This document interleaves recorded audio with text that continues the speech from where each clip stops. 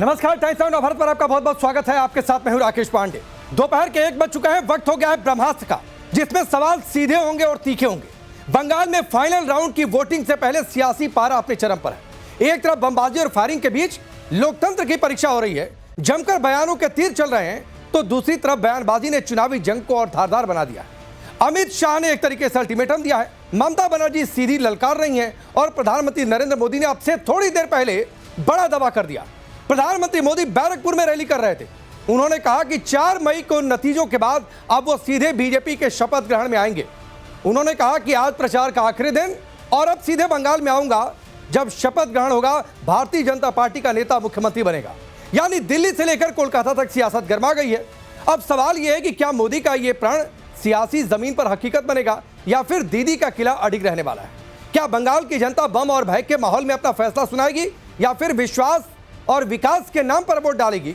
इन्हीं बड़े सवालों पर आज ब्रह्मास्त्र की सबसे बड़ी बहस रिपोर्ट दिखाएंगे। लेकिन उससे पहले आप सुनिए, अब से थोड़ी देर पहले प्रधानमंत्री नरेंद्र मोदी ने कैसे 4 मई को लेकर बड़ा दावा किया है।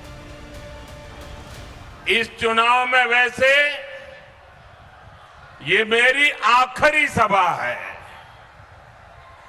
और बंगाल में जहां जहां गया हूं, बंगाल के लोगों का जो मैंने मिजाज देखा है, मैं इस विश्वास के साथ वापस जा रहा हूं कि 4 मई के नतीजों के बाद बीजेपी के शपथ ग्रहण समारोह में मुझे आना ही है।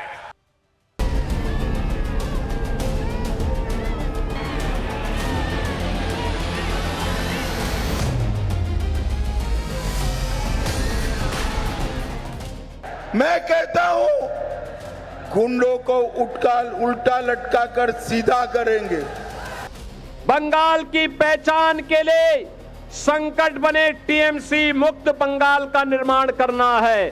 की सरकारी है, वहां गुंडों के साथ भारतीय जनता पार्टी की सरकार ने क्या किया है? बंगाल चुनाव का दूसरा चरण आते आते जहां बीजेपी और दिग्गज नेताओं की ताबड़तोड़ रैलियां हो रही, वहीं बंगाल में दूसरे चरण की वोटिंग से पहले हिंसा की आहट और तेज हो गई है। नॉर्थ 24 परगना में पीएम मोदी की रैली से पहले रविवार रात बीजेपी और टीएमसी कार्यकर्ताओं के बीच हिंसक झड़प हो गई। इस दौरान पत्थरबाजी, फायरिंग और देसी बम भी फेंके गए। बीजेपी कार्यकर्ताओं का आरोप है कि रैली के लिए लगाए गए पोस्टर और झंडे टीएमसी समर्थकों ने फाड़ दिए। फिर थाने में शिकायत करने के दौरान बहस के बाद हिंसक झड़प शुरू हो गई, जबकि टीएमसी सारा ठीकरा बीजेपी पर फोड़ गई। चला बंगाल में बिट्टू हमारे एक कर्मी बैनर और फ्लेक्स लगा रहा था। वहां हम लोगों का पार्टी ऑफिस भी है। वहां पर गुड्डू सिंह, पिंटू सिंह उसको जबरन पीटता है। हमारा फ्लेक्स फाड़ दिया गया।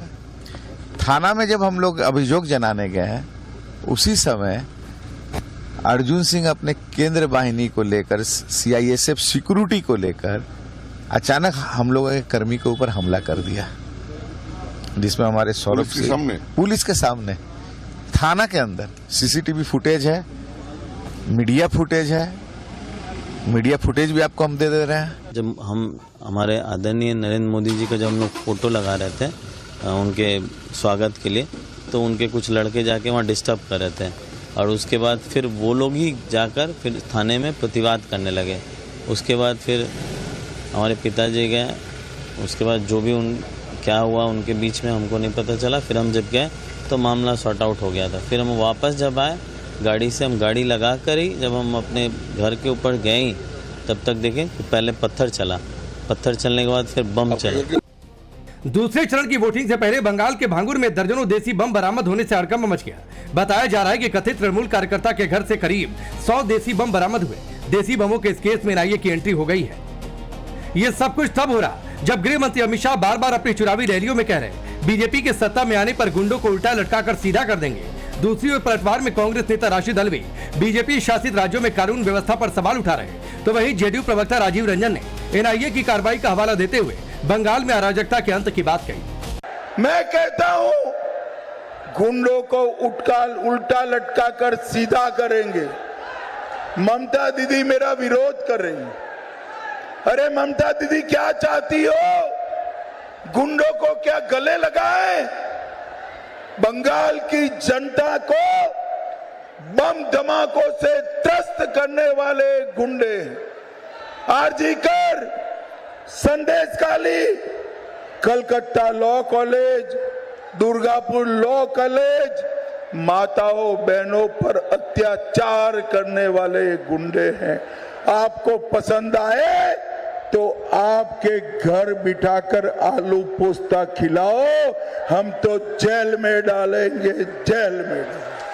बीजेपी की सरकार ही है, वहाँ गुंडों के साथ भारतीय जनता पार्टी की सरकार ने क्या किया है वो बताना चाहिए कि बाकी जगहों पे गुंडागर्दी करने वालों के साथ क्या किया है। और बड़े अदब के साथ कहूंगा कि आपके तो बहुत सारे मुख्यमंत्री ऐसे हैं जो खुद गुंडागर्दी की जबान बोलते। केंद्रीय गृह मंत्री अमित शाह ने राम मंदिर और बाबरी मस्जिद का जिक्र करते हुए ममता बनर्जी पर सीधा हमला बोला, तो पलटवार में ममता बनर्जी ने धर्म और पूजा के मुद्दे पर बीजेपी को आड़े हाथों लिया। ममता ने कहा, साधु सिर्फ गेरुआ पहनने से नहीं होता और बीजेपी वाले पूजा का मंत्र भी नहीं बता पाएंगे। পুজো যে দুর্গাপুজোর কার্নিভেল, বিজেপি একসময় এসে বলতো না মমতাজিনের পূজা করনে নেই দেতা, কোথায় কবে কোন পুজো অটকেছে ভগবান জানে। জিজ্ঞেস করুন পুজোর মন্ত্রটা বলতে পারবেন যারা বড় বড় কথা বলছে আর শুধু বলে বেড়াচ্ছে আমাদের সবাই নাকি চোর আর ওগুলো সাধু। साफ है, दूसरे चरण की वोटिंग से पहले बंगाल में सियासी संग्राम अपने सबसे तीखे दौर में पहुंच चुका है। राम मंदिर, बाबरी मस्जिद और धर्म के नाम पर आर पार की जंग छिड़ी। बीजेपी जहां इसे बंगाल की अस्मिता बचाने की लड़ाई बता रही, वहीं टीएमसी इसे बाहरी लोगों द्वारा बंगाल की संस्कृति बिगाड़ने की साजिश करार दे रही। लेकिन सवाल है, क्या बंगाल की सत्ता का रास्ता हिंसा और विवादों से होकर गुजर रहा? बमों की बरामदगी और गोलीबारी की घटनाएं दूसरे चरण के मतदान पर खौफ का साया डाल रही। और सबसे बड़ा सवाल ये कि क्या बंगाल भय के साए में रहेगा या बदलाव की नई इबारत लिखेगा? ब्यूरो रिपोर्ट, टाइम्स नाउ नव भारत। तो चलिए, आपने ये रिपोर्ट देखी। दूसरे और आखिरी चरण का चुनाव बंगाल में 29 तारीख को है, आज 27 तारीख है, लिहाजा आज शाम 5 बजे चुनाव प्रचार का शोर थम जाएगा और उससे पहले चरम पर पहुंचता हुआ ये चुनाव। मैं आपका परिचय आज के मेहमानों से करवाता हूं। डॉक्टर कौशल कांत मिश्रा भारतीय जनता पार्टी के नेता और प्रवक्ता, मौमिता चक्रवर्ती है पॉलिटिकल एनालिस्ट के तौर पर, अश्विनी मिश्रा जी कांग्रेस पार्टी के नेता, विवेक श्रीवास्तव जी लेफ्ट के नेता, दानिश अजीज आपसे थोड़ी देर में जुड़ेंगे एमआईएम के नेता, स्वयं प्रकाश पुरोहित है टीएमसी के नेता और प्रवक्ता। स्वयं प्रकाश पुरोहित जी, ये तो प्रधानमंत्री ने ऐलान कर दिया आपसे थोड़ी देर पहले कि आज जा रहे हैं, अब सीधे 4 तारीख के बाद आएंगे जब शपथ ग्रहण बीजेपी का नेता कोई मुख्यमंत्री पद की लेगा। नहीं, देखिए, वो देश के प्रधानमंत्री है और प्रधानमंत्री जी का स्वागत है 4 तारीख को। चौथी बार जब ममता बनर्जी शपथ समारोह तो 4 तारीख को नहीं होगा, शपथ समारोह जब भी डिसाइडेड होगा आप आइएगा, आपका स्वागत किया जाएगा। आप देश के प्रधानमंत्री है। देखिए, केंद्र किस तरह से एक फेडरल स्ट्रक्चर को तोड़ने का कुप्रयास किया गया है पश्चिम बंगाल में, पूरे देश ने देखा है। 27 लाख लोगों के नाम काट दिए गए, 483 के आसपास लोगों के अफसरों के तबादले किए गए, जो कि आधे देश के अंदर में चुनाव होता है तब भी इतने तबादले नहीं होते हैं। ये काम किया इलेक्शन कमिश्नर की पूरी मशीनरी। कल आपने देखा कैसे बैरकपुर, भाटपाड़ा और नोआपाड़ा में किस तरह से अर्जुन सिंह अपने गुंडों के साथ और साथ में केंद्रीय वाहिनी भी उनके साथ में, और कैसे तृणमूल के जो बच्चे झंडे लगा रहे थे उनके ऊपर में आक्रमण कर रहे हैं, उनके साथ मारपीट कर रहे हैं। और गृह मंत्री बयान दे रहे हैं कि मैं उल्टा करके लटका दूंगा गुंडों को, 4 तारीख बाद उल्टा करके लटका दूंगा। यह गृह मंत्री का बयान है। तो क्या दिक्कत मतलब नहीं, अगर गुंडों को उल्टा लटका दिया जाए तो क्या दिक्कत है? नहीं, गुंडों को लटकाइए ना, आप कौन मना कर रहा है? गुंडों को भारतीय जनता पार्टी से टिकट देकर के एंट्री दे रहे हैं कि इधर से आके गुंडागर्दी करो, टीएमसी से मत करो, कांग्रेस से मत करो, सीपी। अरे गुंडा कौन है? गुंडा वो है जो आरोपी है। आरोपी को आपने टिकट दी है। 71% इनके जो उम्मीदवार है वो आरोपी है। राकेश सिंह, अर्जुन सिंह, पवन सिंह, पता करिए कितने नाम है। मैं स्वयं प्रकाश पुरोहित, मैं अगर जाने लगूं कि किस पार्टी ने कितने आपराधिक छवि वाले उम्मीदवारों को टिकट दिया है सर, तो इस देश में कोई भी ऐसी पार्टी नहीं है जो अछूती रह जाएगी। अभी बंगाल नहीं, मैं कह रहा हूं ना, इस देश में कोई ऐसी पार्टी नहीं है जो अछूती रह जाएगी। तो सर अभी मत जाइए, आज के डिबेट का टॉपिक ये नहीं है कि किस पार्टी ने कितने आपराधिक छवि वाले उम्मीदवारों को टिकट दिया है, तो ये अभी गिनवाने चलूंगा तो कोई पार्टी अछूती नहीं रह जाएगी। तो अभी डिबेट को उधर डिरेल मत करिए, मैं आता हूं टॉपिक पर। आपने कहा, सुनिए सर सुनिए, आपने ये कहा ठीक है हर पार्टी दावा करती है, आप भी दावा कर रहे हैं कि चौथी बार ममता बनर्जी मुख्यमंत्री बनेंगी, करना भी चाहिए। बीजेपी दावा कर रही है, बिल्कुल हर पार्टी को करना चाहिए। दावा भी नहीं कर पाएंगे तो जीतेंगे क्या? लेकिन आपने एक बात कही, सुनिए सर, सवाल सुनिए। आपने एक बात कही, मुझे एक बात बताइए कि इस देश में कौन सा ऐसा राज्य है जिसका चुनावी इतिहास बंगाल जितना हिंसक रहा है? इस देश में कौन सा ऐसा राज्य है जिसमें बम मिल जाए, कोई किसी को उठाकर पीट दे? आप सर डेमोक्रेसी की बातचीत करते हैं। पंचायत चुनाव में 34% से ज्यादा सीटों पर दावा यह हुआ कि आप लोगों ने खड़ा नहीं होने दिया। विपक्ष मुक्त चुनाव, पंचायत चुनाव तो स्टेट का दिन होता है। भी हुआ है, त्रिपुरा में भी हुआ है, 90% हुआ त्रिपुरा में।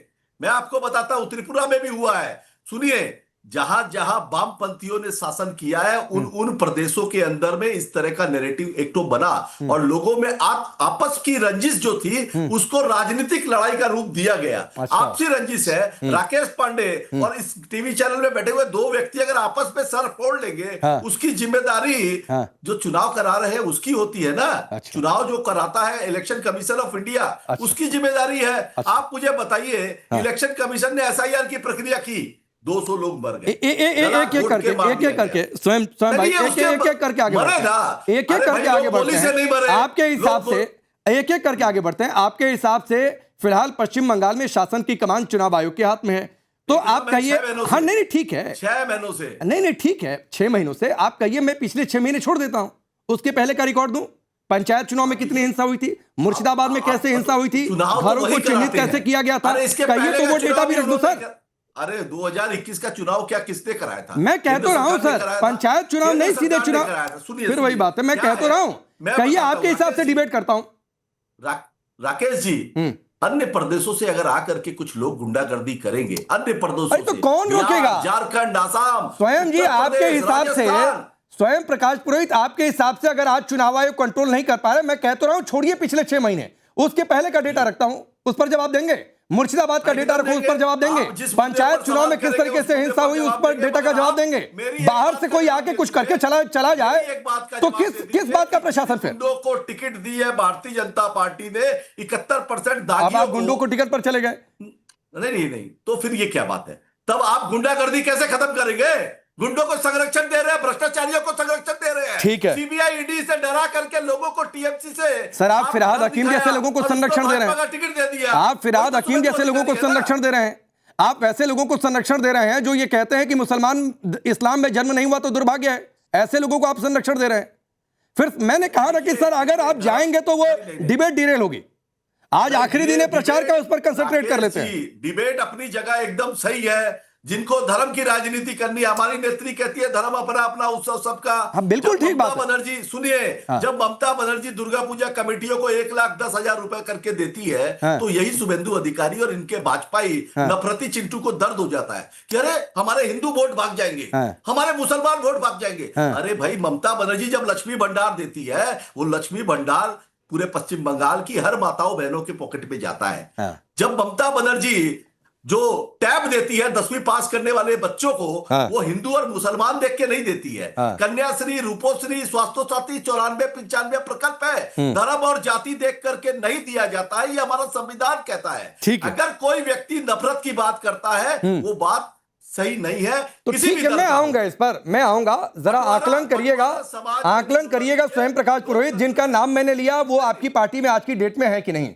जरा आकलन करिएगा कि जब आप दुर्गा पूजा और मूर्ति विसर्जन को लेकर आप डायरेक्शंस लागू करते हैं, हाईकोर्ट से कैसे फटकार मिलती है। सर मैं उधर डिबेट, मैं फिर कह रहा हूं, मैं उधर डिबेट नहीं ले जाना चाहता हूं। मैं उधर डिबेट ले ही नहीं जाना चाहता हूं स्वयं प्रकाश पुरोहित जी। इस पर आपसे मुझे कोई तर्क वितर्क करना भी नहीं है, इसलिए कि मैं फिर कह रहा हूं उधर डिबेट नहीं ले जाना चाहता हूं। अब विवेक श्रीवास्तव, ये तो पूरा ठीक रहा, इन्होंने आप पर फोड़ दिया कि पश्चिम बंगाल का अगर इतिहास रक्त रंजित है तो वो आप लोगों की वजह से है, और जहां जहां आप लोग रहते हैं रक्त रंजित इतिहास बनाते हैं।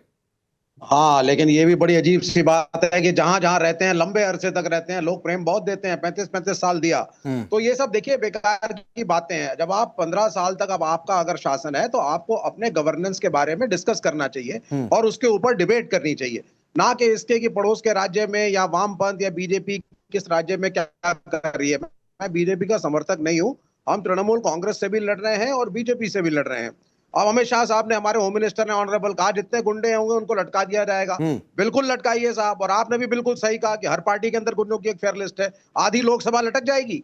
मैं बड़ी जिम्मेदारी से कह रहा हूं, अगर क्रिमिनल रिकॉर्ड्स यहाँ पे जितने हमारे सांसद हैं इस मुल्क के अंदर अगर जांचने पे आ गए राकेश पांडे, तो मेरे ख्याल से बहुत बड़ी आफत मच जाएगी यहाँ पर।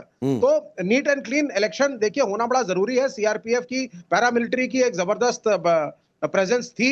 बड़ा अनफॉर्चुनेट था कि बताइए भारत में 2026 में इलेक्शन कराने के लिए पैरामिलिट्रीज आजकल जरूरी पड़ गई हैं। क्या दिक्कत और इलेक्शन हो रहा है, डर लगता है तो रिजल्ट जी डर लगता है पैरामिलिट्री फोर्सेस देख? अनफॉर्चुनेट है ना। क्यों अनफॉर्चुनेट है? क्यों अनफॉर्चुनेट है? फॉर्चुनेट है। क्यों पैरामिलिट्री फोर्सेस होती हैं? किस बात की पुलिस होती है? जी जी जी किस बात के लिए पैरामिलिट्री फोर्सेस का गठन हुआ इस देश में? जी अनफॉर्चुनेट है। जहां जैसी जरूरत होगी लगाएंगे। बड़ी दिक्कत हो रही है आप लोगों को फोर्सेस से। जरूरत क्यों पड़ी? जरूरत पड़ी सर, क्योंकि आप लोगों ने रक्त रंजित इतिहास बनाया बंगाल का। जरूरत पड़ी कि क्योंकि आज वहां पर बम मिल रहे हैं, चुनाव आयोग को लिखित आदेश देना पड़ रहा है कि जहां जहां बम बन रहा है खोज कर निकालो सबको, इसलिए जरूरत पड़ी है। इसलिए जरूरत पड़ी है कि पश्चिम बंगाल में, सर मैं अभी थोड़ी देर पहले डेटा देख रहा था कि पश्चिम बंगाल में किस तरीके से हिंसा हुई है। 64% हिंसा की घटनाओं में एक रफ टफ आंकड़ा है, मैं नहीं इसको पार्टी वाइज लेकर जाना चाहता हूं, किस पार्टी के कितने लोग रहे हैं, पूरा उसका डिटेल इन्वेस्टिगेशन है। आप लोगों ने इतिहास बनाया, इसलिए जरूरत पड़ी है पैरामिलिट्री फोर्सेस की। बहुत पेट में दर्द हो रहा है कि इतनी फोर्सेस क्यों? बंगाल की जनता का अपमान मत करिए। कोई अपमान नहीं हो रहा है बंगाल की जनता का। ये बंगाल की जनता को सिक्योरिटी दी जा रही है कि भय मुक्त होकर मतदान करिए। आपको दिक्कत हो रही है सर। और सुनिए विवेक श्रीवास्तव, आपने कहा ना भाई, आपने ये कहा कि 35 साल तक हम रहे। आप सोचिए ना, 35 साल तक जनता ने क्यों कहा कि हट जाओ, उतर जाओ कुर्सी से? 35 साल तक तो धाक बनाकर रखनी चाहिए थी, 50 साल करना चाहिए था। आप भी 1000 नंबर हो जाइए, आपकी भी कोई शेल्फ लाइफ नहीं है लगता है मुझे। कौन चीज? अरे everything in the world has a shelf life. अच्छा, हर चीज की एक समय सीमा होती है भाई, हर चीज आती है। तो सर उसकी शेल्फ लाइफ तब खत्म होती है जब एक्सपायरी हो जाता है।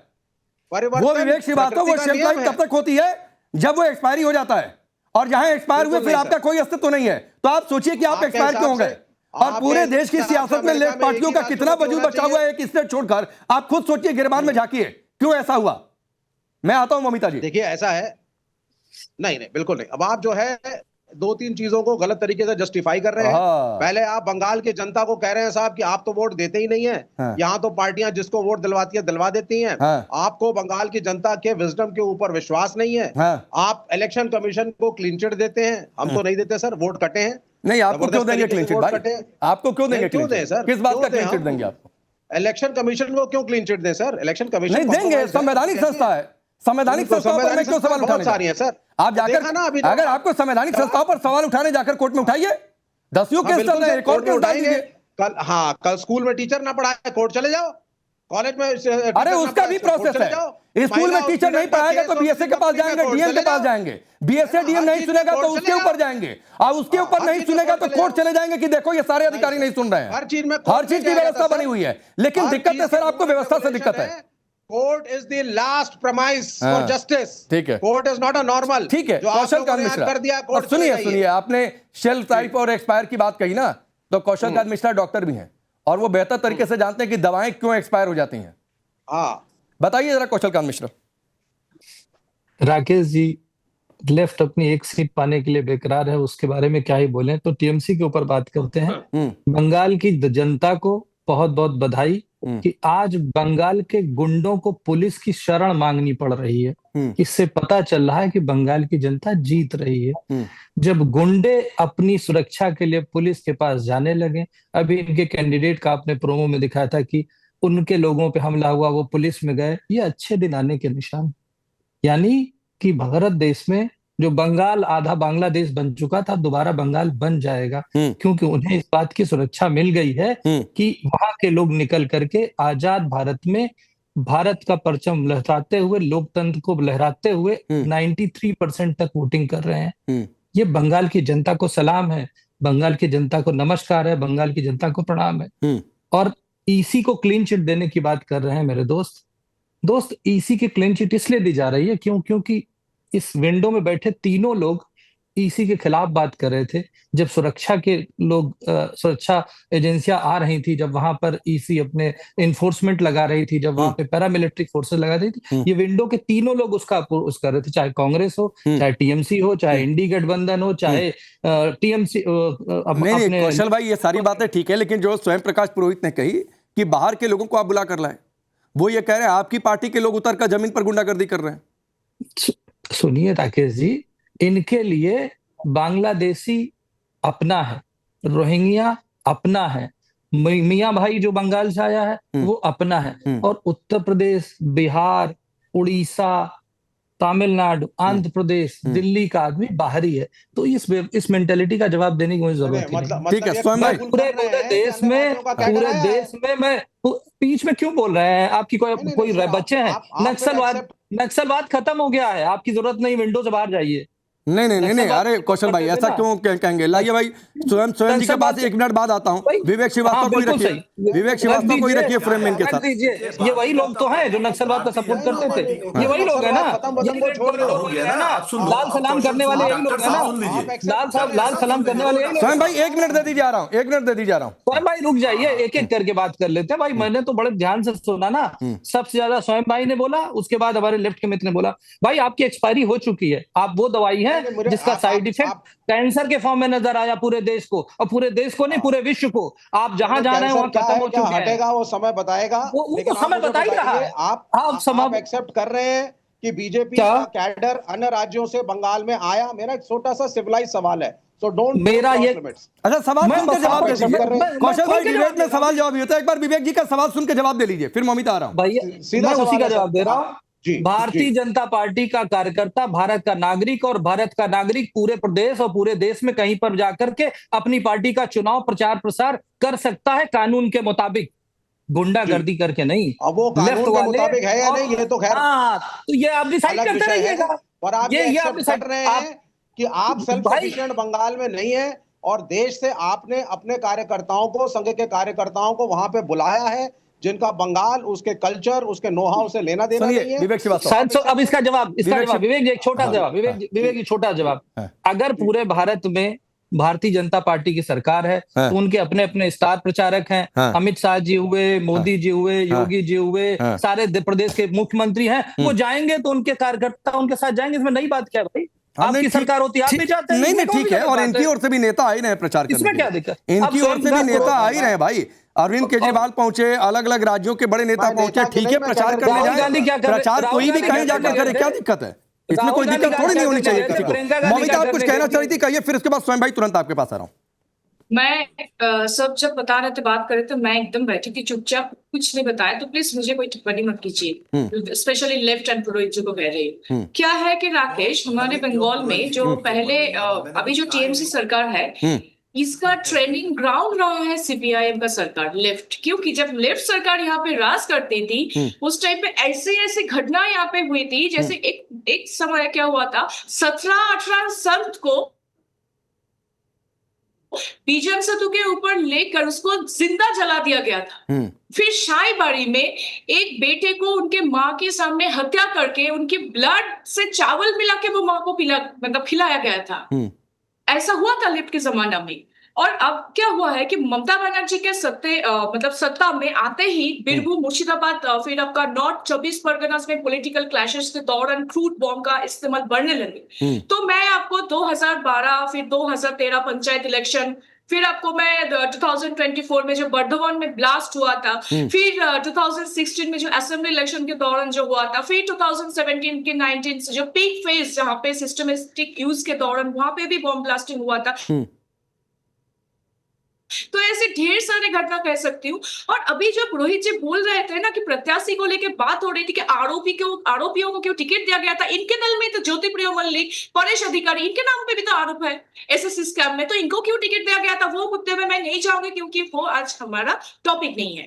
पर ये लेफ्ट सरकार की 34 ईयर्स एंड फिर और एक बात राकेश मैं मेंशन करना चाहूंगी, लेफ्ट सरकार की 34 ईयर्स में 55,000 ऑपोजिशन लोगों को मारा गया था, और टीएमसी की सरकार में 2016 से लेकर आज के दिन पे 300 से भी ज्यादा ऑपोजिशन लोगों को मारा गया। ठीक है, स्वयं प्रकाश पुरोहित बोलिए, फिर मैं अश्विनी भाई आ रहा हूँ। देखिए मेरी बहन ने, भूमिका ने बहुत अच्छे से व्याख्या की है, अच्छे से व्याख्या की है कि पश्चिम बंगाल में 34 साल के वामपंथी शासन में कांग्रेस के करीब, विपक्षी पार्टियों के बोल देता हूं, 62,000 से ज्यादा कर्मियों की हत्या हुई थी वामपंथी शासन में, 62,000। ये स्टेटमेंट असेंबली में दिया हुआ है, ऑन रिकॉर्ड है। और उसके बाद में ममता बनर्जी के शासनकाल में 15 सालों में इन्होंने जो डाटा दिया है 300 लोगों का, आप कंपेयर कर लीजिए। 15 सालों का नहीं दिया मैंने, 2016 से दिया, 2016 से दिया, सुधर रही हूं थोड़ा सा, 15 साल का में हम लोग 10 साल में 300 है, 300 लोगों का आपने डाटा दिया। Now you can compare. 300 से ज्यादा, 300 से भी ज्यादा, ये ऑफिशियल 300 रिकॉर्ड से है, ज्यादा? क्योंकि अनऑफिशियल बहुत होता है। आपकी पुलिस दर्ज कंप्लेन नहीं लेते हैं, पुलिस के अच्छा। पास लोग जाते हैं एफआईआर दर्ज कोर्ट करवाने नहीं के लिए, है। पुलिस नहीं कोर्ट लेती है, नहीं कोई है। भी कंप्लेन कोर्ट नहीं नहीं लेती है है, क्या? तो अनऑफिशियली कोर्ट पता नहीं बोलती है, कितना, कोर्ट नहीं है। अनगिनत। अभी क्या? आप बोलते हैं कोर्ट नहीं है। मैं बोला अनऑफिशियली अनगिनत, दिस इज ऑफिशियल। मैंने आपको ऑफिशियल डेटा दिया 300, पर अनऑफिशियल अनगिनत हो ठीक सकता है है। ममिता, ठीक है, ऑफिशियल पर ही बात कर लेते हैं। लेफ्ट वाला भी ऑफिशियल दे रहे हैं तो इनका वाला भी ऑफिशियल ले लेते हैं। बोलिए। ठीक है, 60,000 और 300 मतलब 10 साल में 20,000 की हत्या हुई। 10 सालों में एवरेज निकाल के बता रहा हूं। और तृणमूल कांग्रेस के 10 सालों में भाजपा और तृणमूल दोनों के मिला के आपने 300 कुछ लोगों के नाम बताए।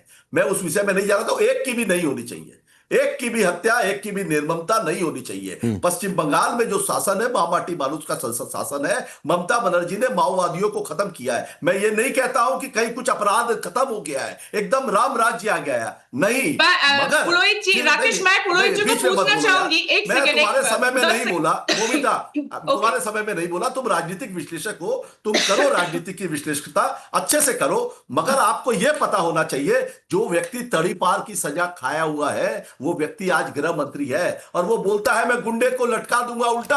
और वो गुंडा आकर के, आप बात करते हैं परिवारवाद की, अर्जुन सिंह के बेटे पवन सिंह को भी टिकट देते हैं, बाप को भी टिकट देते हैं, उम्मीदवार नहीं है आपके पास में। कांग्रेस से आए हुए संतोष पाठक को भी टिकट देते हैं, उम्मीदवार नहीं है। क्यों?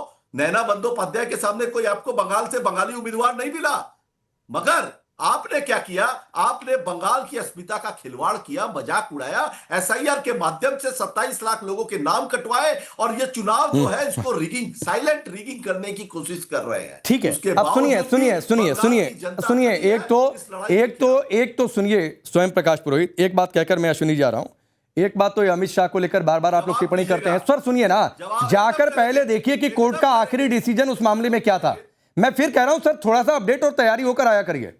अभी कौशल कांत उस पर बोलेंगे, लेकिन उससे पहले अश्विनी जी मैं आता हूं सर। मैं फिर कह रहा हूं, आप लोग आज की डिबेट करना ही नहीं चाहते हैं क्या? चुनाव प्रचार का शोर थम रहा है, कहां क्या इतना बवाल बम मिल रहे हैं, कहां से मिल रहे हैं भाई? आप लोग कभी मुद्दे पर ही नहीं आना चाहते हैं। अगर आप उस पर डिबेट के शौकीन है तो उस पर भी कर लेंगे, लेकिन अश्विनी भाई ये बताइए, मैं आता हूं सर। अश्विनी जी अभी तक नहीं बोले हैं, गुस्सा हो जाएंगे, वो गुस्सा हो जाएंगे कि मैं अकेले सबसे लड़ रहा हूं, कांग्रेस पार्टी टीएमसी से भी लड़ रहे हैं, बीजेपी से भी लड़ रहे हैं, हमको तो बोल लेने दो। वो अलग बात है कि हम ना 3 में ना 13 में पता नहीं कितनी सीट मिलेगी, सब तंज कस रहे हैं कांग्रेस पार्टी पर। बोलिए अश्विनी भाई। हम किसी से नहीं लड़ रहे हैं, हम जनता के लिए लड़ रहे हैं, जनता के साथ लड़ रहे हैं। और यहाँ पर जो झूठ परोसा गया है, लॉ एंड ऑर्डर का विषय बंगाल में है, मान लिया, घुसपैठियों का विषय है, मान लिया, सब कुछ है। ममता जी ने अच्छे से काम नहीं किया, ये सारी बातें मानते हैं, बट इससे भारतीय जनता पार्टी को नैतिक अधिकार नहीं बनता। भारतीय जनता पार्टी अपने गरेबान में झांक के नहीं देखती। आपने बार बार यहाँ पैरामिलिट्री फोर्सेस का जिक्र हुआ कि बंगाल में डिप्लॉय करनी पड़ी। अन्य राज्यों में जहां पैरामिलिट्री फोर्सेस डिप्लॉय करनी पड़ी वो है उत्तर प्रदेश और बिहार। इसके अलावा दूसरी बात यहाँ पर लॉ एंड ऑर्डर की हुई। बंगाल लॉ एंड ऑर्डर में है खराब। बंगाल के साथ साथ और टॉप स्टेट्स कौन से हैं लॉ एंड ऑर्डर में? क्राइम अगेंस्ट वुमेन की सरकार का डेटा है, आंकड़ा एनसीआरबी का है। उत्तर प्रदेश, राजस्थान, बिहार, ये सारे स्टेट है जहां भारतीय जनता पार्टी की सरकार है और जहां पर crime against women, law and order का विषय सबसे ज्यादा है आफ्टर बंगाल। बंगाल भी है। तीसरा इन्होंने बात किया घुसपैठिए का। आसाम में घुसपैठिए की बात नहीं करते, वहां पर इनकी सरकार है, जब चुनाव होता है वहां घुसपैठिए की बात करते हैं। 10 साल से सरकार में डबल इंजन की सरकार है, तो घुसपैठिए के मामले में भारतीय जनता पार्टी चुप रहे तो ही बेहतर है। क्योंकि यूपीए सरकार ने अपने शासनकाल में 90,000 माइग्रेंट्स को देश से निकाला था। इन्होंने 12 साल में कितने निकाले? 2600।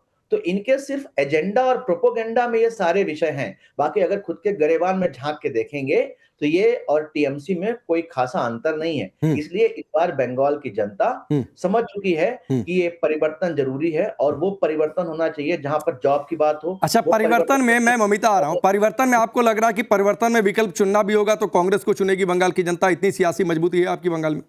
बिल्कुल सियासी मजबूती नहीं, जनता के विषय की बात है। अगर हम जनता के विषय पर राजनीति करते हैं, उन 90% लोगों की राजनीति करते हैं जो गरीबी की रेखा में घाना से बदतर जिंदगी जी रहे हैं। ममिता मुस्कुरा रही हैं आपकी बात सुनकर। ममिता मुस्कुरा रही हैं अश्विनी भाई आपकी बात सुनकर। बोलिए ममिता, 30 सेकंड बोलिए।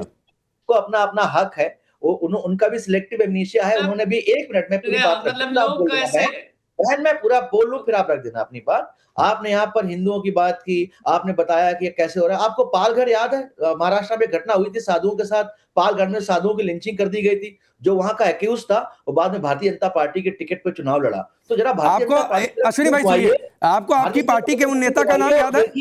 अश्विनी मिश्रा, आपको अपनी पार्टी के उन नेता का नाम याद है जिन्होंने कहा था हिंदू शब्द का अर्थ भयानक है, बता दूं तो शर्म आ जाएगी? या मैं बताऊं उन नेता का नाम आपको? बात करते ना हिंदू, या बताऊं मैं उन नेता का नाम आपको? याद है उन नेता का नाम जिन्होंने कहा था भगवान कृष्ण ने कोरोना को भेज दिया था, जिन्होंने गीता की तुलना जिहाद से कर दी थी? बताओ उन नेताओं का नाम। बोलिए ममिता, 30 सेकंड फॉर पार्लियामेंट पे खड़े होकर बताए थे। अरे रुक जाइए प्लीज प्लीज, रुक जाइए, रुकिए सर, बोलिए ममिता।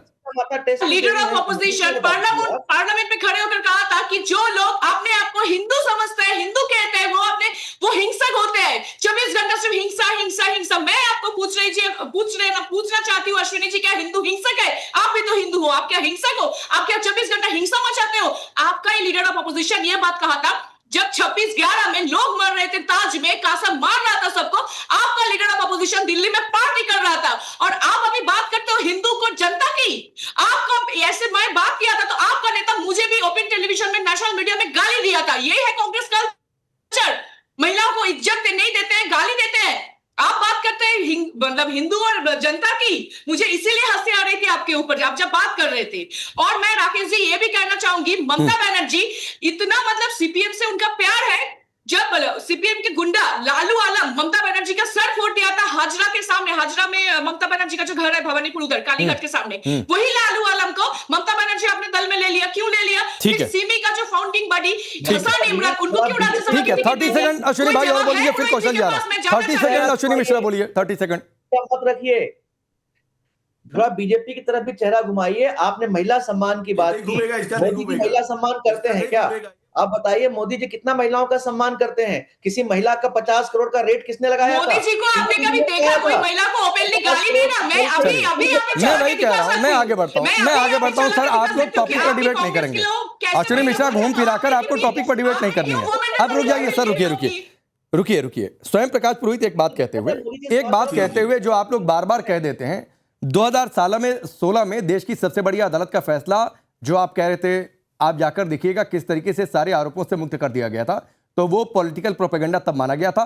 सर थोड़ा सा अपडेट हो लीजिए। खैर कौशल भाई, आप उस समय कुछ कहना चाह रहे थे, मैं आ रहा हूं सर। कौशल काम को बोलने दीजिए, फिर आ रहा हूं। आप सर्टिफाई मत करिए। आई एम नॉट सर्टिफाइंग, सुनिए, मैं बिल्कुल सर्टिफाई किसी को नहीं कर रहा हूं, मैं बस फैक्ट रख रहा हूं। स्वयं प्रकाश पुरोहित, मैं सिर्फ फैक्ट रख रहा हूं, और अगर मेरा दिया हुआ फैक्ट गलत है तो वो फैक्ट मेरे मुंह पर दे मारिए कि ये आपकी कई बात गलत है। और अगर नहीं आप ऐसा कर सकते हैं तो प्लीज टैगिंग मत क्या करिए। मैं कह रहा हूं स्वयं प्रकाश पुरोहित, मैं बहुत फैक्ट के साथ बात कर रहा हूं। 2016 देश की सबसे बड़ी अदालत का फैसला, उस मामले में जाकर आप देखिए क्या आरोप मुक्त किया गया था या नहीं किया गया था। अगर किया गया था तो फिर इस बात का कोई मतलब नहीं है, और अगर नहीं किया गया तो वो फैक्ट मेरे सामने रख दीजिए। मैं सिर्फ इतना कह रहा हूं, मैं किसी को यहां पर सर्टिफिकेट नहीं दे रहा हूं, ना किसी को वॉकओवर दे रहा हूं। सीजीआई ने जवाब नहीं दिया। जस्टिस लोया की हत्या किसने अब फिर आप जस्टिस लोया पर चले गए।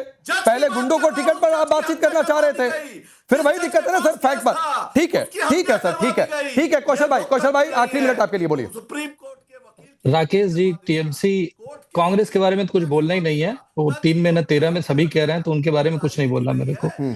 राजनीतिक विषय टीएमसी के साथ है। टीएमसी राजनीति करती है माँ माटी मानुष की। तो माँ का हाल, महिला का हाल ऐसा कर दिया कि चाहे वो राष्ट्रपति हो उसका अपमान, जज हो उसका अपमान, अधिकारी हो उसको धमकी, डॉक्टर हो उसका रेप, लॉ स्टूडेंट हो उसका रेप, उम्मीदवार हो उस पर हमला, महिला कार्यकर्ता हो पकड़ कर रेप करना, और संदेश खाली में जिस तरीके से जनता की अदालत गुंडों की। अब मुझे एक बात बताइए कौशल भाई, समय नहीं है, मुझे एक सिर्फ बात बता दीजिए। मान लीजिए वैसे तो आपको भी शुभकामनाएं हैं, स्वयं प्रकाश पुरोहित को भी शुभकामनाएं हैं, अश्विनी मिश्रा को भी शुभकामनाएं हैं, मैं रही सही कसर जो है विवेक श्रीवास्तव को भी शुभकामनाएं दे देता हूं। हम तो सबको शुभकामनाएं देते हैं। सुनिए एक बात मुझे बताइए, अगर 4 मई को नतीजे टीएमसी के पक्ष में आए तो आप मानेंगे ना कि ये सारे मुद्दे फिर बेकार हो गए, कोई मतलब नहीं था इन सारी बातों का, हवा हवाई था। बंगाल की जनता ने जो डिसीजन लिया है उसका डिसीजन सर माथे पर है। 93% वोटिंग के बाद ममता दी को भागते जगह नहीं मिल रही है। नहीं, वो तो सर 4 तारीख को देखेंगे ना, वो तो 4 तारीख को देखेंगे कौशल भाई, कौन कहां जा रहा है क्या है नहीं, वो तो 4 तारीख को पता चलेगा। बिल्कुल दावे आपको भी करना चाहिए, उनको भी करना चाहिए, हर कोई दावा करे, और चुनाव दावों से ही और लोगों में विश्वास पैदा करने से जीतते हैं।